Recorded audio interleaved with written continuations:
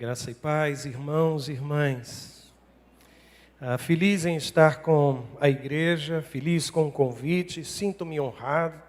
E é sempre preocupante quando um amigo anuncia aquele que vai falar, não é? Porque as palavras se misturam ao carinho e algumas declarações nos deixam extremamente constrangidos, viu?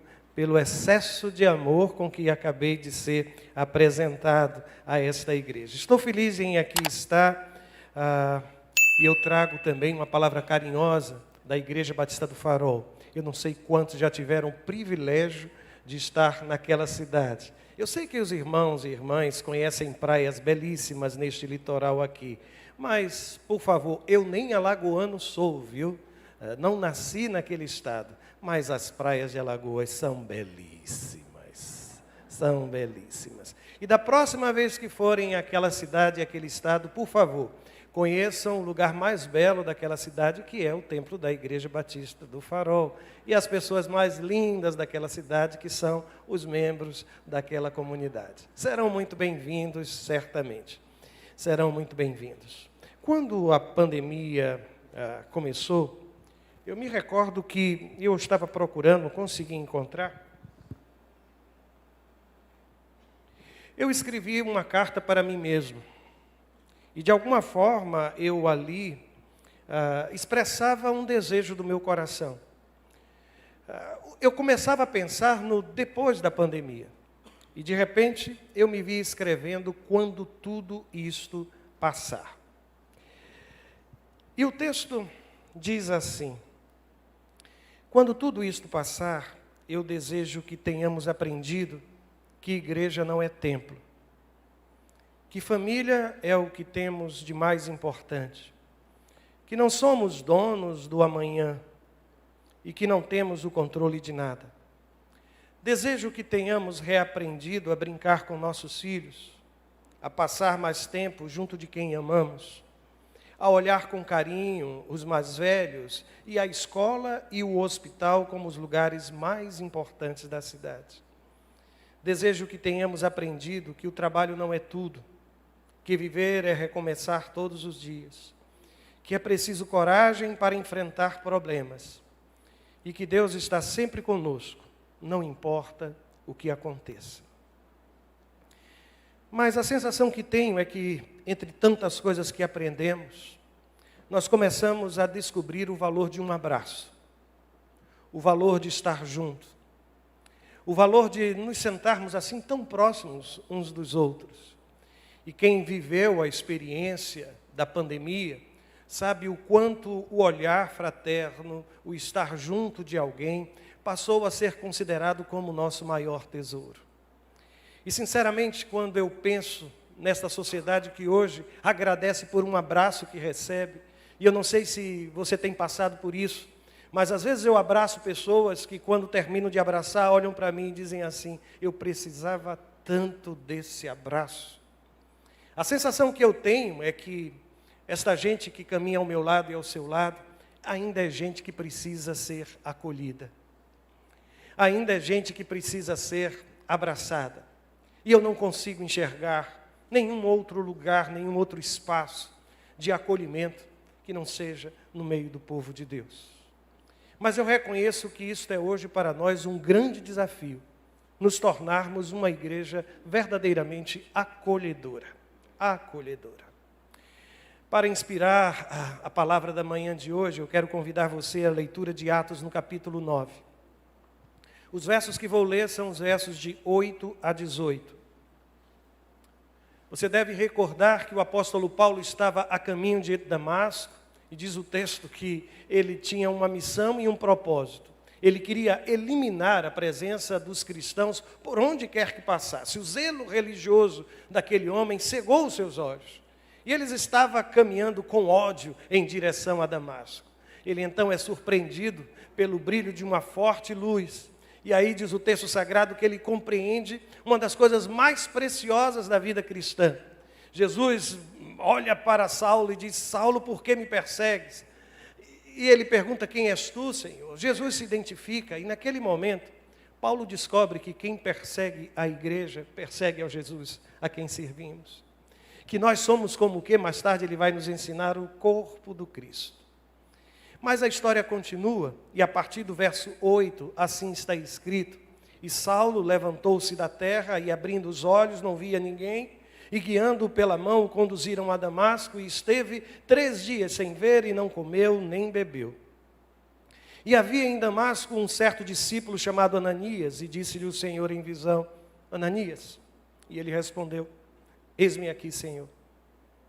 E disse-lhe o Senhor: Levanta-te, vai à rua chamada direita, e pergunta em casa de Judas por um homem de Tarso chamado Saulo, pois eis que ele está orando. E numa visão, ele viu que entrava um homem chamado Ananias, e punha sobre ele a mão para que tornasse a ver. E respondeu Ananias: Senhor, há muitos ouvi acerca deste homem, quantos males tem feito aos teus servos em Jerusalém. E aqui tem poder dos principais dos sacerdotes para prender a todos os que invocam teu nome. Disse-lhe, porém, o Senhor: vai, porque este é para mim um vaso escolhido para levar o meu nome diante dos gentios e dos reis e dos filhos de Israel, e eu lhes mostrarei quanto deve padecer pelo meu nome. E Ananias foi, e entrou na casa, e impondo-lhes as mãos, disse: Irmão Saulo, o Senhor Jesus, que te apareceu no caminho por onde vinhas, me enviou para que tornes a ver e sejas cheio do Espírito Santo. E logo lhe caíram dos olhos como que umas escamas, e recuperou a vista, e levantando-se, foi batizado. Pai querido, eu me curvo diante do teu poder, da tua graça e da tua misericórdia. Que cada palavra que vier a ser proferida, seja palavra tua para o meu coração e para o coração dos meus irmãos e irmãs. É assim que eu oro, no nome de Jesus. Amém. Sim, reconheço que para mim o acolhimento é, quem sabe, um dos maiores desafios para a igreja em nossos dias. E especialmente porque não é fácil aceitar o diferente, incluir aquele que não é parecido. Sempre que leio obras que falam sobre o crescimento da igreja, os autores fazem questão de fazer referência àquilo que aconteceu com a igreja em Jerusalém. E é surpreendente. Você abre o capítulo 1 e há um registro de cerca de 120 pessoas reunidas. Você vai para o capítulo 2 e se converte em 3.000. Você vai para o capítulo 4 e falam de cerca de 5.000 homens, além de mulheres e crianças. Você continua no texto sagrado e depois no versículo 14, no mesmo capítulo 5, fala o texto de uma multidão. E se não for bastante, no capítulo 6, no verso 1, diz o texto sagrado que havia uma multiplicação do número dos discípulos. Mas é curioso porque nem sempre as pessoas que registram esses números conseguem enxergar que durante todo esse processo de crescimento, não há no texto sagrado qualquer registro de alguma dificuldade em aceitar aquele que era igual. Não há. O grande problema, na verdade, naquela igreja, era lidar com os diferentes.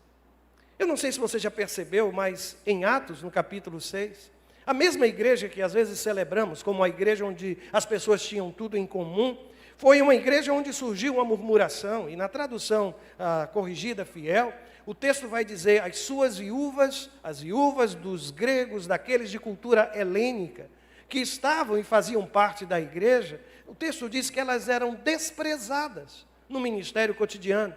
Na tradução da Nova Versão Internacional, o texto ficou assim: suas viúvas estavam sendo esquecidas.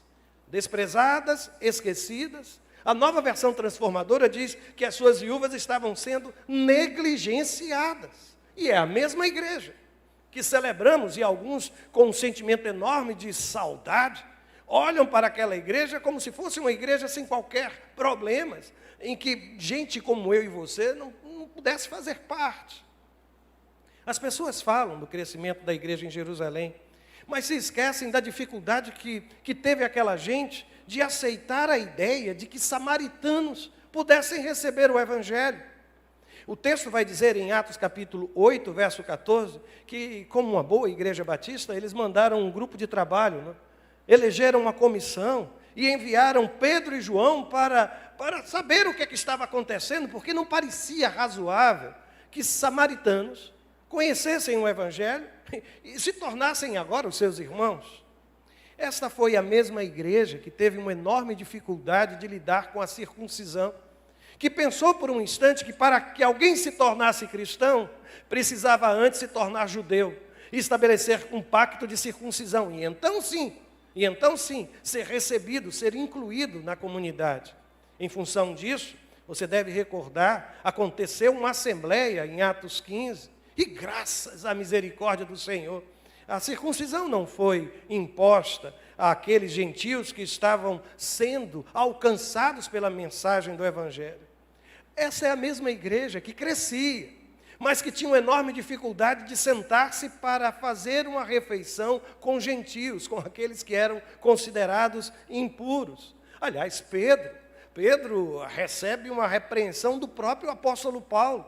Paulo escreve isso em Gálatas capítulo 2, no versículo de número 12. A Bíblia diz assim: pois antes de chegarem alguns da parte de Tiago, ele comia com os gentios. Quando, porém, eles chegaram, a Bíblia diz que ele afastou-se, separou-se dos gentios, e aí o texto justifica a atitude, dizendo, temendo os que eram da circuncisão. A igreja em nossos dias hoje é igualmente desafiada a crescer, mas crescer acolhendo os não típicos, acolhendo os estranhos, acolhendo os diferentes de nós. Se você me perguntasse há 13, 14 anos atrás o que é o autismo, eu não saberia lhe dizer absolutamente nada.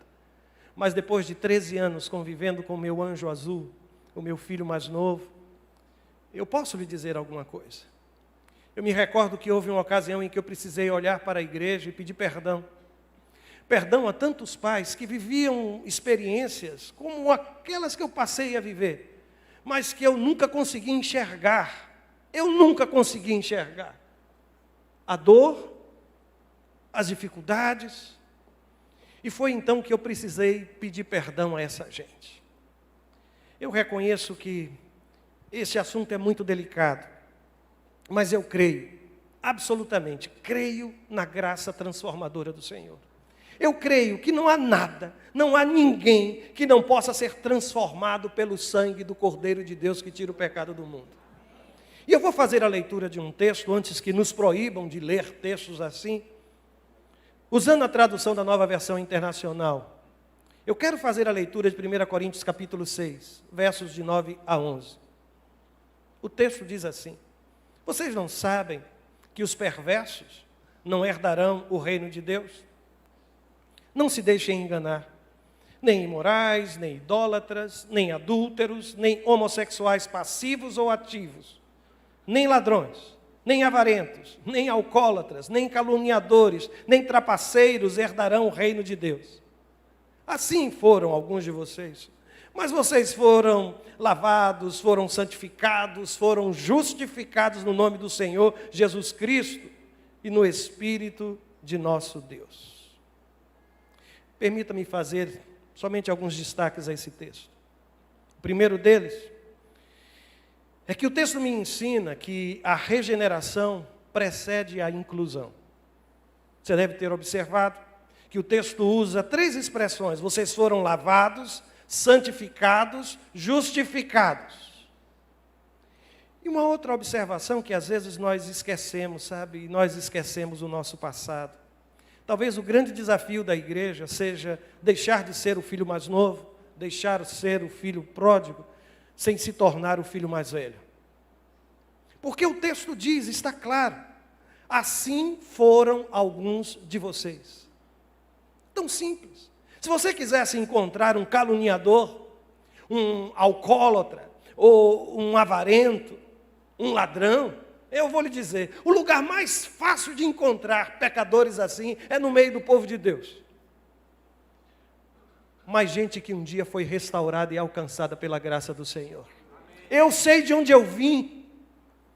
Eu conheço, aliás, há um autor que fala sobre isso, o Oscar Wilde, ele diz que todo santo tem um passado e todo pecador tem um futuro. Eu sei de onde eu vim. Eu sei que eu não mereço estar neste lugar. Eu sei que eu não mereço a salvação. Eu sei que tudo foi obra da graça de Deus e é por isso que eu volto a lhes dizer. Eu creio num Deus que restaura todas as coisas. Eu creio. Eu creio no abraço de Deus. Eu creio no acolhimento do povo do Senhor.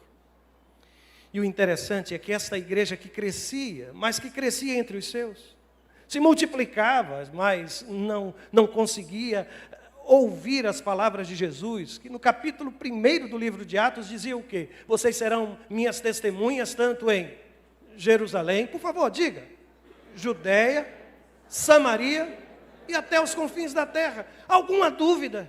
Eu preciso desenhar no mapa? Vocês conhecem a geografia do lugar onde moram? Vocês conhecem o território de Samaria, vocês sabem onde fica a Judeia, mas a igreja não conseguia enxergar isso. E sabem, às vezes eu creio em um Deus que é Senhor da história. E às vezes a gente não entende porque algumas coisas acontecem conosco. Eu já estive em países onde a perseguição ao Evangelho continua sendo muito forte, muito custosa. E eu me lembro de, nesses lugares, sempre fazer uma mesma pergunta. O que você deseja que eu coloque em minhas orações e desafie a igreja lá no Brasil a orar por vocês? E eu sempre pergunto, pelo fim da perseguição, querem saber a resposta? Não. Peça a Deus que nos dê perseverança em meio à perseguição. Porque essa igreja que não saía de Jerusalém, sabe o que a Bíblia me diz? A Bíblia diz que começa uma perseguição sobre a igreja. E aí o texto é tão claro no capítulo 8, verso 1, que diz assim: naquela ocasião desencadeou-se grande perseguição contra a igreja em Jerusalém. Todos, exceto os apóstolos, foram dispersos pelas regiões da Judeia e da Samaria. E eu vou lhes dizer, olha gente, Deus usa quem Ele quer, quando Ele quer, do jeito que Ele quer. Deus é o Senhor da história. E a perseguição, é como se eu lhe dissesse que às vezes as crises despertam o melhor no meio do povo de Deus. E essa pandemia, se ela deixar no meu coração e no seu coração tudo aquilo que um dia eu escrevi, mas me fizer enxergar o valor que o seu abraço tem, que o seu acolhimento tem na minha vida, meu Deus, eu vi o desespero de gente querendo ser internada, mas aqui não há vagas, aqui não há vagas, aqui não há vagas. E é provável que esteja alguém aqui querendo ser acolhido. Talvez tenhamos pessoas neste lugar precisando tanto de um abraço, de alguém que olhe nos seus olhos e diga, olha, Deus pode mudar a sua vida, Deus pode transformar a sua história. E tudo quanto aconteceu até aqui pode ser lavado, restaurado pelo sangue do Cordeiro de Deus que tira o pecado do mundo. Meus irmãos e minhas irmãs, eu sempre que leio esse texto eu fico espantado, porque a Bíblia me diz que todos foram dispersos, exceto os apóstolos. Sinceramente, se eu recebesse a missão de perseguir essa igreja, pastor, com todo o carinho que tenho pelo irmão, o primeiro que eu iria usar como alvo seria o irmão. Eu não deixaria o irmão em paz. Por isso me chama a atenção o fato de que os apóstolos permaneceram. Mas os apóstolos representam ainda essa mesma mentalidade, gente. Essa mesma mentalidade. Aliás, em Atos capítulo 11, verso 19, é tão interessante. Às vezes a gente passa pelo texto e não percebe a sua força. Está escrito assim, que os que tinham sido dispersos, por causa da perseguição desencadeada com a morte de Estevão, chegaram até a Fenícia, Chipre e Antioquia. Aí diz o texto assim, anunciando a mensagem apenas aos judeus. Você já tinha percebido isso? Que dentro da comunidade, alguns que foram dispersos saíram e começaram a proclamar. Mas, porém, contudo, somente com os parecidos. Com os iguais. Com os diferentes, não. Aí Deus usa um louco. Deus usa o louco e ele se chama Filipe. Filipe é um dos 7. Ele representa a ala helênica da igreja. Um grupo da igreja em Jerusalém que não está tão aferrada com as tradições mosaicas. E este louco, diz o texto sagrado, indo para uma cidade da Samaria, começou a anunciar Jesus. Começou a pregar Jesus. Isso causou um grande transtorno na mentalidade daquela gente em Jerusalém. Se não for bastante, deixa eu lhe fazer uma pergunta. Qual foi a grande igreja missionária do Novo Testamento? Foi a igreja em Jerusalém? Foi a igreja em Jerusalém? Não. Quem foi que patrocinou as viagens missionárias? Quem foi que separou, diz o texto sagrado, Paulo, Barnabé, para as viagens missionárias? Foi a igreja em Antioquia. E eu não sei se você se recorda, mas aquela igreja, sinceramente, era a igreja que eu iria olhar, essa igreja não vai dar certo. Eu vou lhes dizer por quê. Está escrito em Atos capítulo 13, verso 1, o seguinte, que na igreja de Antioquia havia profetas e mestres. Barnabé, quem cantou em algum momento na vida a canção Barnabé, sabe de onde ele é natural. Barnabé, todo mundo sabe onde esse camarada nasceu. Ele é de Chipre. Aí o texto diz que tem um outro aqui chamado Simeão, também chamado de Níger, que quer dizer negro. Para muitos ele era um africano. Depois aparece Lúcio, que é de Cirene. Alguns chegam a pensar que era o próprio Lucas. Depois aparece Manaém. E o texto faz questão de dizer que ele foi criado com Herodes, no palácio, gente. Pense numa igreja de gente diferente. Pense numa igreja marcada pela multiplicidade de culturas. É essa igreja que Deus vai usar para proclamar o Evangelho até os confins da terra. Ah, meu Deus do céu. A liderança da igreja em Antioquia refletia, portanto, essa diversidade étnica, cultural. A população de Antioquia era uma população cosmopolita, e isso se retrata na membresia da igreja. Portanto, seguramente é possível dizer que a igreja de Antioquia era formada tanto por judeus helenistas quanto por gentios, especialmente os gregos. E é nesta hora que eu preciso entender o que é que significa acolhimento espiritual, sabe?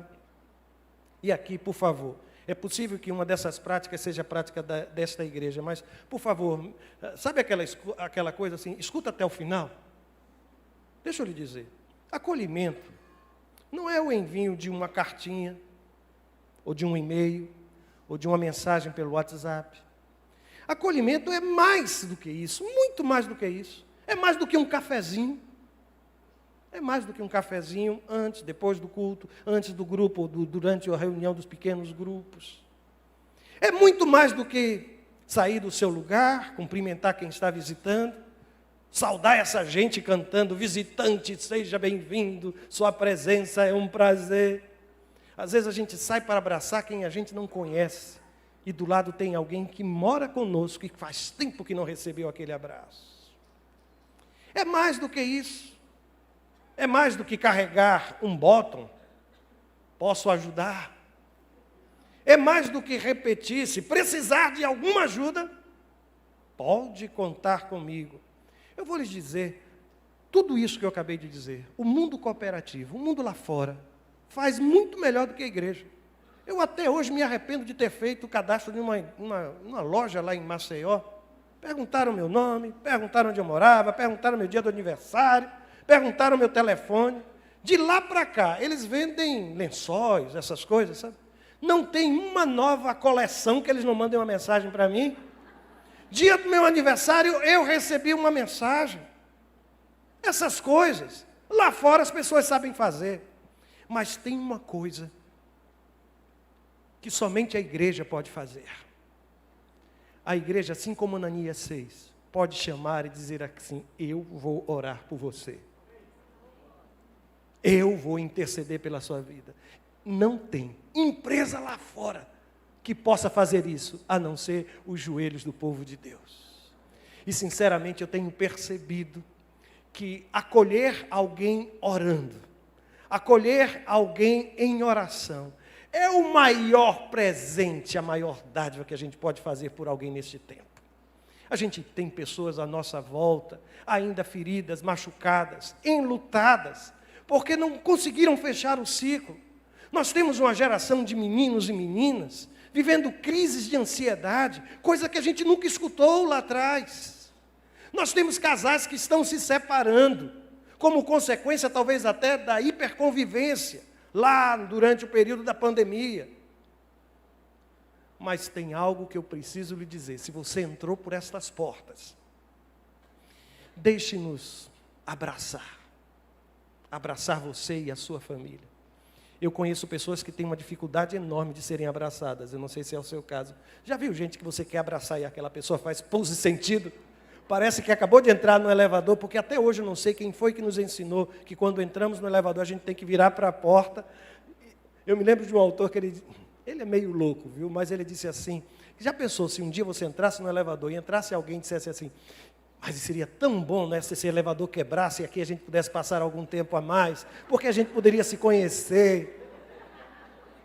Ninguém deseja isso. Ninguém deseja isso. Sabe aquela coisa que a gente pergunta, como vai? Tudo bem?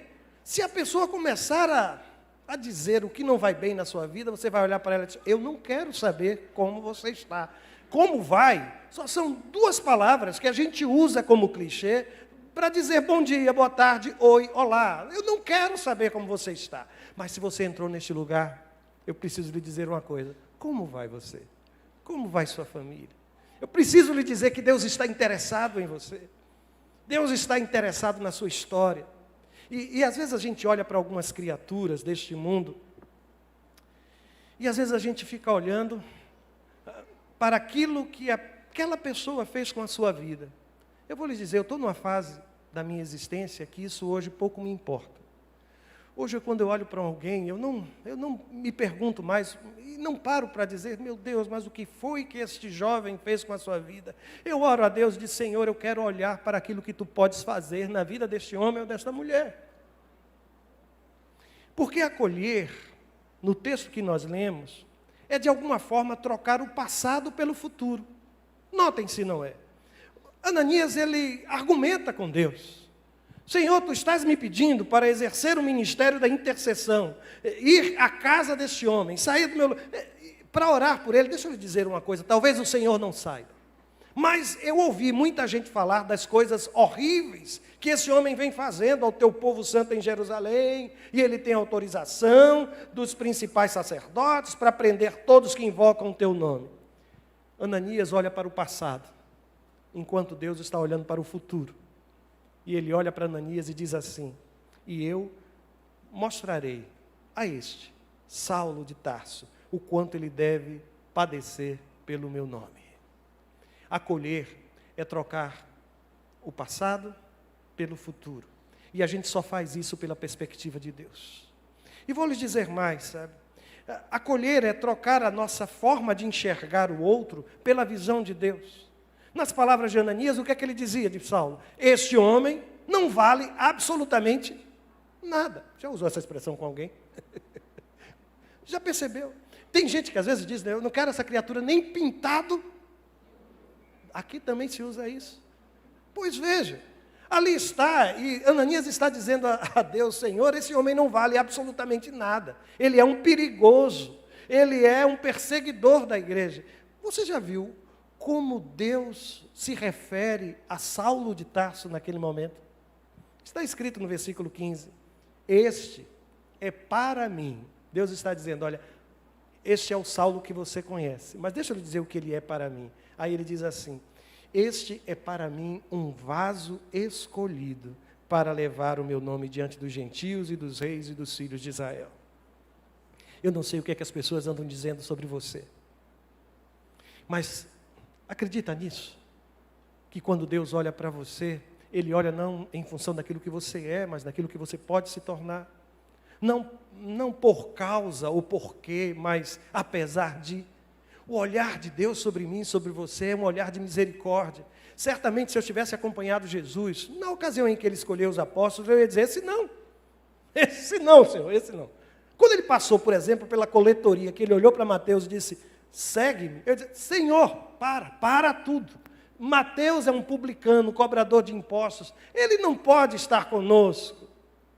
Mas os olhos de Deus são diferentes dos meus olhos, e graças a Deus por isso. O olhar de Deus sobre a sua vida é um olhar de misericórdia. Ele sabe tudo quanto você tem passado. E se Ele lhe trouxe a este lugar, é porque Ele quer desvendar diante de seu futuro um caminho que sequer hoje você consegue enxergar. Ah, como eu creio nisso. Mas, deixa-lhe dizer, Acolher também é trocar a indiferença pelo amor. Ananias não queria ir àquele lugar. E o interessante é que Deus, Ele sabe o CEP, não é? Ele sabe o endereço. Ele diz, olha, está na rua direita, na casa. Lembram disso? Ele não erra o endereço de ninguém, não, gente. Ele não é. Ele sabe onde você está, sabe onde lhe encontrar. Aí a Bíblia diz que Ananias foi e entrou na casa, impondo-lhe as mãos, disse, irmão Saulo, o Senhor Jesus, que te apareceu no caminho por onde vinhas, me enviou para que tornes a ver e sejas cheios do Espírito Santo. Eu não sei se você observou, mas Lucas parece descrever a cena em slow motion, quadro a quadro. Por quê? Porque ele diz que, primeiro, Ananias foi. Vença a sua resistência, meu amado irmão. A igreja precisa ir. Ananias não iria abençoar Saulo de Tarso, se ele permanecesse em sua casa. E às vezes a gente fica pensando, esperando que o outro tome iniciativa. Não. Ananias foi. E no momento em que a igreja se dispõe a ir, milagres acontecem.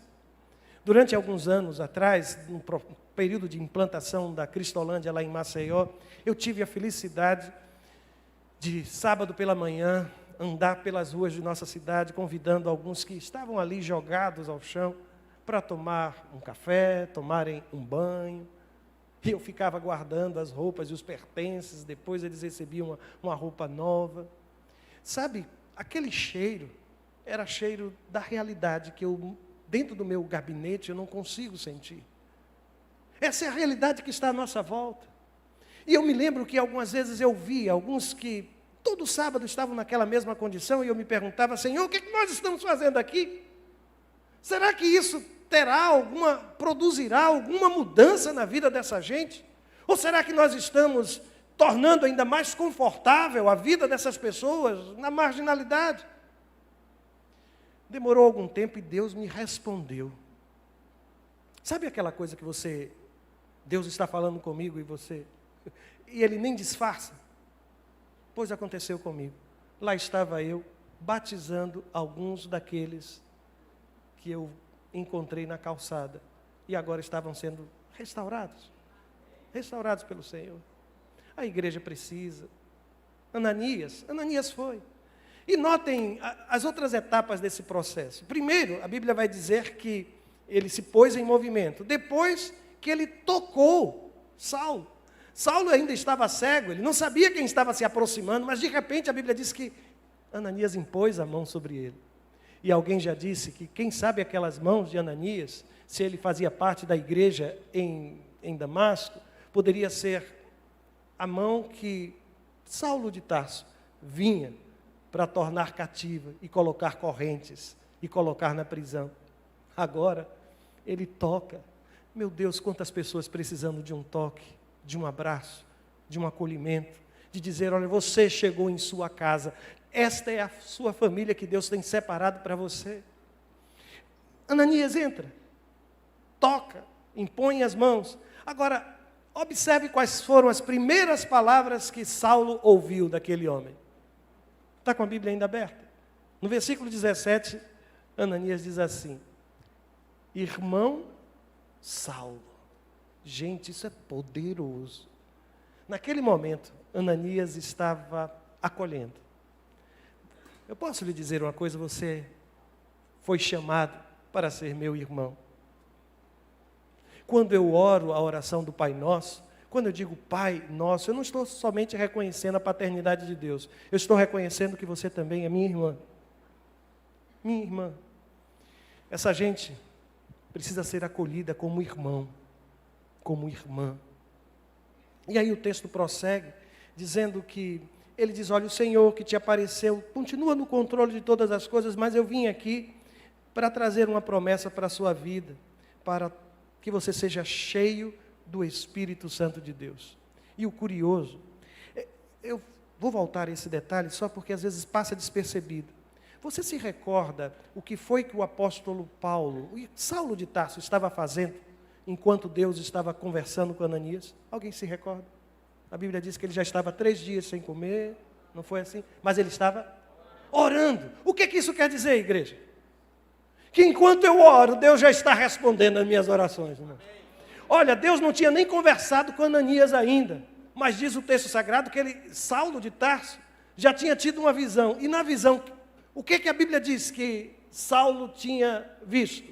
Um homem chamado Ananias entrando na sua casa. E olha que Ananias nem tinha sido ainda alvo da chamada de Deus.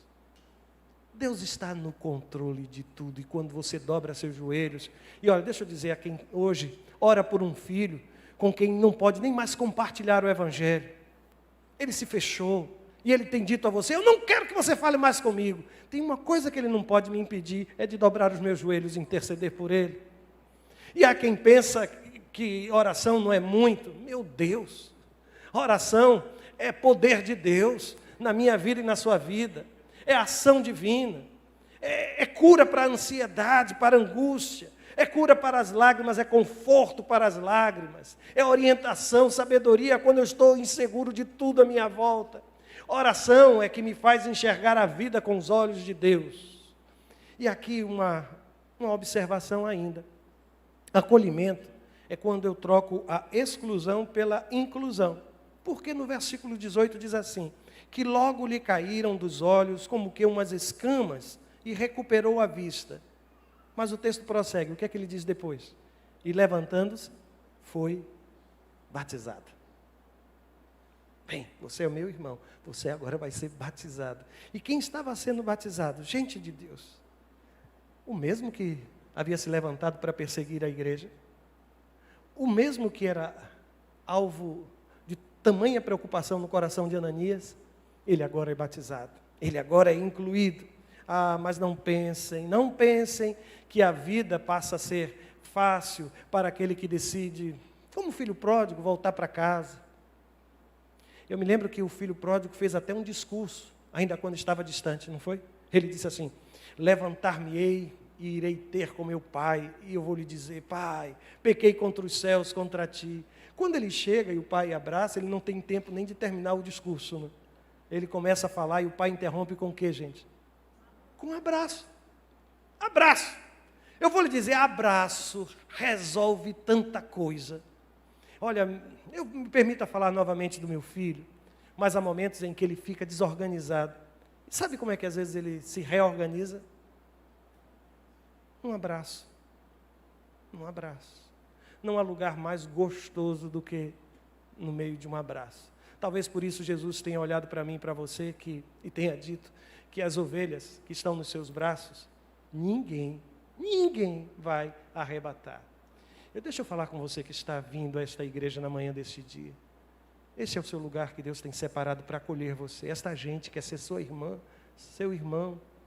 Nós queremos fazer parte de sua história. Nós acreditamos que Deus pode fazer o melhor na sua vida. E aí o texto sagrado vai me dizer que depois daquele momento, ainda foi difícil. Ainda foi difícil. Porque a Bíblia vai dizer, ainda nesse mesmo capítulo, só que os versículos 26 a 28, que Paulo então foi para Jerusalém. E quando chegou a Jerusalém, a Bíblia diz que ele tentou reunir-se aos discípulos. Mas todos estavam com medo dele, não acreditando que fosse realmente um discípulo. E então vem Barnabé, natural de Chipre, e o levou aos apóstolos e lhes contou como no caminho Saulo vira o Senhor, que lhe falara, e como em Damasco ele havia pregado corajosamente em nome de Jesus. E aí a Bíblia diz que Saulo então ficou com eles e andava com liberdade em Jerusalém, pregando corajosamente em nome do Senhor. Houve um momento em que foi preciso Ananias para orar, mas houve um outro momento em que Deus precisou chamar alguém, Barnabé, para continuar o processo de inclusão. Como é difícil destruir as nossas resistências, irmãos. Eu preciso reconhecer isso. Como é difícil. Eu substituí o meu olhar pelo olhar de Deus. Substituí o seu passado pelo seu futuro. E o pior é que nessas horas a minha memória faz questão de trazer continuamente aquilo que você me causou, a dor que você me trouxe. Mas quem quer acolher, precisa enxergar o mundo com os olhos de Deus. Precisa, como Barnabé, às vezes, deixa eu pegar você aqui pela mão, vou contar uma história desses apóstolos. Olha, está vendo este é o Saulo. Esse Deus que vocês propagam, esse Cristo que vocês propagam, que transforma a vida, transformou a vida deste homem. E eu não sei nessa história quem de fato você é. Se você é o Saulo de Tarso, que se perdeu em meio ao caminho, e hoje está cego, não consegue hoje entender, precisou que alguém levasse pelo braço para chegar em Damasco, porque você não sabia mais nada, ou você não sabe mais nada, você está confuso, querendo ser abraçado, confuso, buscando a resposta na espiritualidade, nisso, naquilo. Quem sabe começou a conhecer essa igreja através dos cultos online, mas hoje resolveu vir aqui. E olha, eu tenho muito receio quando eu digo algo assim bem específico, sabe? Porque normalmente há alguém assim no meio do povo de Deus. Se você veio a este lugar, deixe-nos abraçar, colocar sobre você as nossas mãos, orar pela sua vida e dispensar sobre a sua vida as promessas de ser um homem e uma mulher cheio do Espírito Santo de Deus. Eu não sei se você é o Ananias que precisa tomar iniciativa, descobrir onde é que está o seu Saulo de Tarso, ir àquela casa, abençoar aquela pessoa. Ou eu não sei se você é o Barnabé que está dentro da igreja, mas que dentro da igreja vai fazer esta ponte de inclusão, de integração, de dizer, olha, venha, minha casa está de portas abertas, meu coração está de portas abertas. Nós somos irmãos, e aquilo que nos une, o sangue de Jesus Cristo, é muito maior do que qualquer outra dificuldade que possa existir. Eu quero orar por Ananias, para que Deus levante Ananias nessa igreja, viu gente? Eu quero orar para que Deus levante Barnabés nessa igreja. Mas eu também quero orar por um Saulo de Tarso que está aqui assentado, ou acompanhando pela internet. Se Deus está falando ao seu coração, aí na sua casa, em nome de Jesus, quebrante-se diante do Deus vivo e abra o seu coração e diga, eu sou este homem que precisa ser acolhido, esta mulher que precisa ser acolhida. Eu sou esta pessoa que precisa mudar radicalmente a história de sua vida, o curso de sua história. Eu creio que Deus me ama e que a cruz lá no Calvário era minha e que eu fui perdoado pelo sangue de Jesus. Diga isso em seu coração. Se você está conosco aqui no santuário, está nos visitando, deixa eu lhe fazer um pedido. Se for o seu desejo, não faça porque eu estou sugerindo, eu não quero induzir você a absolutamente nada.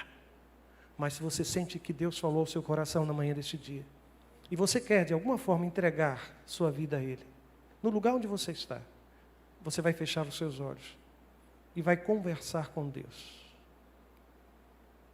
Talvez você não saiba nem o que dizer. Se não sabe, deixe-lhe sugerir.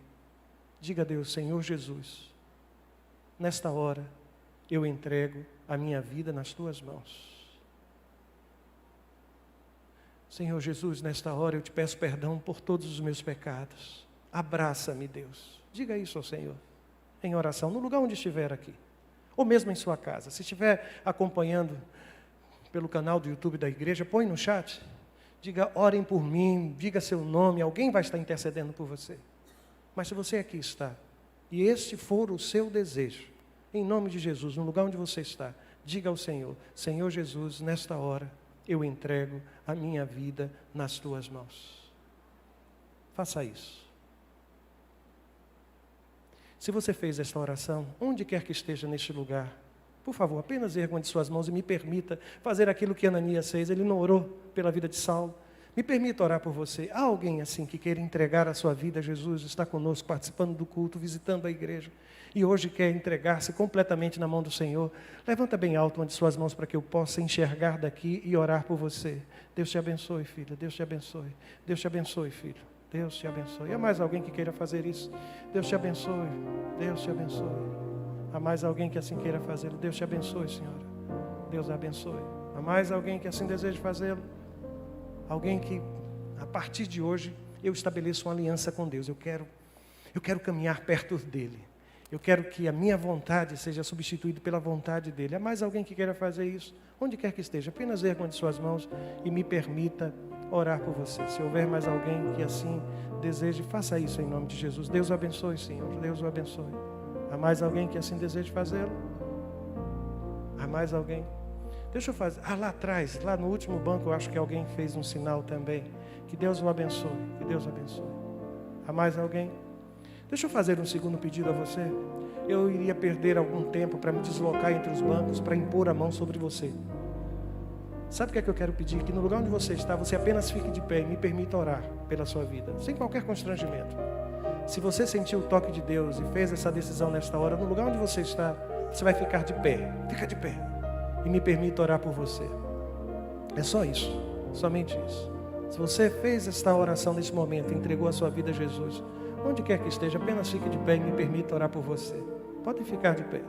Se você não levantou a sua mão, mas entende que precisa fazer isso, fica de pé também neste momento e nos permite orar por você. Há mais alguém? São esses? Deus abençoe, Deus abençoe. Deus abençoe, Deus abençoe. Deus abençoe, Senhor. Mais alguém? Deus abençoe, filho. Há mais alguém? Não, são estes. Pai querido, essa gente está de pé diante de Ti.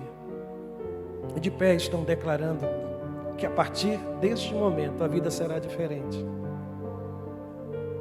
Abraça esse povo, Pai. Põe no Teu colo. Conforta o coração de quem está inconsolável. Orienta quem está sem rumo na vida. Transforma quem precisa abandonar pecado. Restaura, meu Pai, estas vidas e que a decisão que aqui está sendo tomada tenha impacto na eternidade, meu Deus. Sustenta-os. Nós os recebemos com nossos irmãos e irmãs. E assim oramos, no nome de Jesus. Amém. Amém.